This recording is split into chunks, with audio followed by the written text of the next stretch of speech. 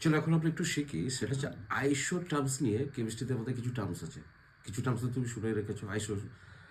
Isotope, isobar, isotone, আইসো electron, এগুলো। এছাড়া কয়েকটা এক্সট্রা টার্ম আছে, যেমন তোমার আইসো স্টার, আইসো ডায়াফার। এরকম আমাদের গ্যাস ল বা থার্মোডাইনামিক্স টার্মসে আছে আইসোথার্মাল, আইসোকোরিক, আইসোবারিক, অ্যাডিয়াবেটিক। ওকে, তো প্রত্যেকটা টার্মসগুলো একটু আমরা গো থ্রু করি।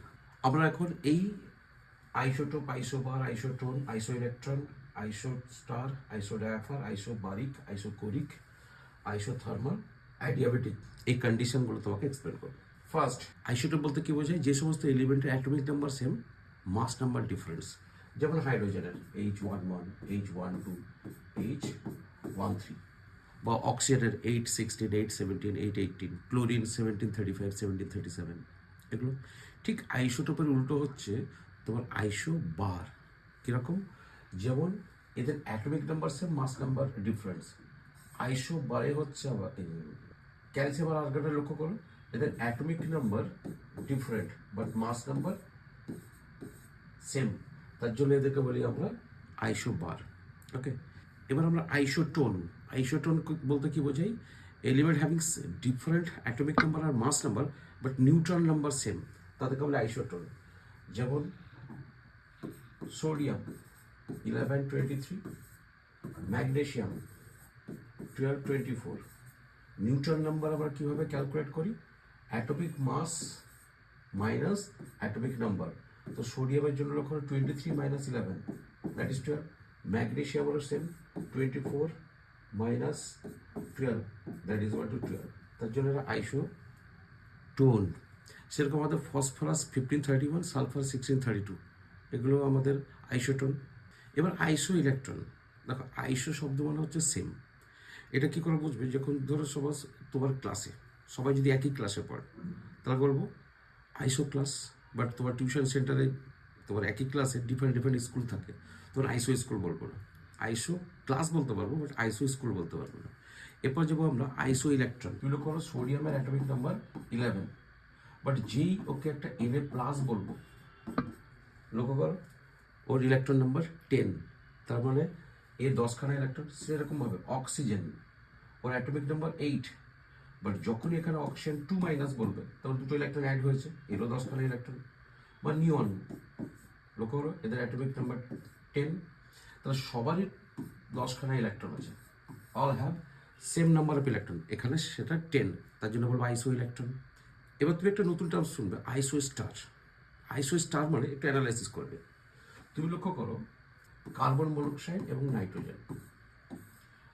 আইসো স্টার বলতে বোঝাই একটা স্পেসিস। ওকে, একটু আগে একটু বলি যে আমরা আইসো ইলেকট্রনে যখন তোমরা লক্ষ্য করো যে Na প্লাস, অক্সিজেন 2 মাইনাস আর নিয়ন, একটা ক্যাটায়ন, একটা অ্যানায়ন, নর্মাল একটা এলিমেন্ট, যখন এরকম আলাদা আলাদা এলিমেন্ট, অ্যাটমস, আয়ন্স থাকে, তখন আমরা একটা ওয়ার্ড ইউজ করি স্পেসিস, মানে species having same number of electron. সেক্ষেত্রে আইসো ইলেকট্রন ছিল, সেক্ষেত্রে আমরা এখানে স্পেসিস শব্দটা ইউজ করবো। এখানে লক্ষ্য করো কার্বন মনোক্সাইডে কটা অ্যাটমস? কার্বন একটা, অক্সিজেন একটা, 1 + 1 2। এখানেও নাইট্রোজেনের দুটো অ্যাটমস। তো আইসো স্টার বলতে বোঝাবে species having same number of atoms and valence electron. Carbon মনোক্সাইডের ভ্যালেন্স ইলেকট্রন লক্ষ্য করো, কার্বনের অ্যাটমিক নাম্বার 6 2 4, তাহলে ভ্যালেন্স ইলেকট্রন 4। অক্সিজেনের অ্যাটমিক নাম্বার 8 2 6, ভ্যালেন্স ইলেকট্রন 6, তাহলে 10খানা। নাইট্রোজেনের লক্ষ্য করো অ্যাটমিক নাম্বার 7, ইলেকট্রন কনফিগারেশন 2 5, তার জন্য 5 + 5 10। তাহলে আইসো স্টার বলতে বোঝাই যে যে সমস্ত স্পেসিসের নাম্বার অফ অ্যাটমস এবং ভ্যালেন্স ইলেকট্রন সেম, তাদেরকে আইসো আমরা স্টার বলি। ওকে, এবার যাবো আইসো ডায়াফার। আইসো ডায়াফার মানে হচ্ছে species having same difference of neutron and proton number. একটা এক্সাম্পল নিয়ে চলি, যেমন লক্ষ্য করো থোরিয়াম। Thorium 90 234, uranium 92 238। এদের নিউট্রন অ্যান্ড প্রোটন যে ডিফারেন্স, সেটা আমাদের হচ্ছে 54। যেহেতু এদের নিউট্রন আর প্রোটনের ডিফারেন্স সেম, তার জন্য বলবো আইসো ডায়াফার। এবার আমরা এই আইসো শব্দ দিয়ে তোমার গ্যাস ল বা থার্মোডাইনামিক্স কনসেপ্টও আমরা কিছু পাই। যেমন তোমার আইসো বারিক, বার কিসের ইউনিট হয়? প্রেশার।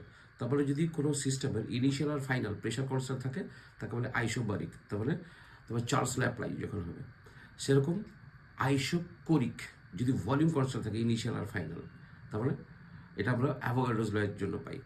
সেরকম আইসোথার্মাল, তারপরে টেম্পারেচার কনস্ট্যান্ট ইনিশিয়াল আর ফাইনাল, তাকে বলবো আইসোথার্মাল, তারপরে এটা বয়েলস ল। আর একটা যদি কোনো সিস্টেমের হিট কনস্ট্যান্ট থাকে ইনিশিয়াল আর ফাইনাল, তাকে বলি adiabatic. Okay, hope you learn different types of iso uses in chemistry. Okay.